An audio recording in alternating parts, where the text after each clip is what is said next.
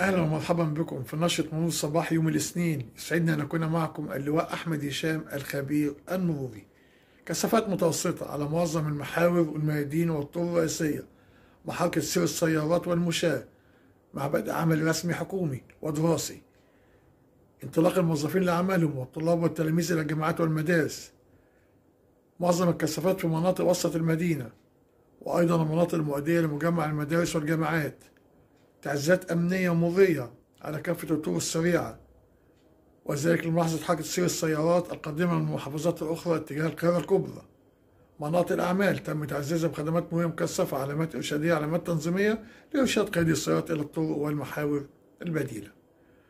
أيضا المسطحات العلوية تم تعزيزها بخدمات مرورية مكثفة، سواء الطرق السريعة داخل القاهرة الكبرى أو الكباري، بهدف منع أي أعطال مرورية قد يكون لها تأثير سلبي على حركة سير السيارات.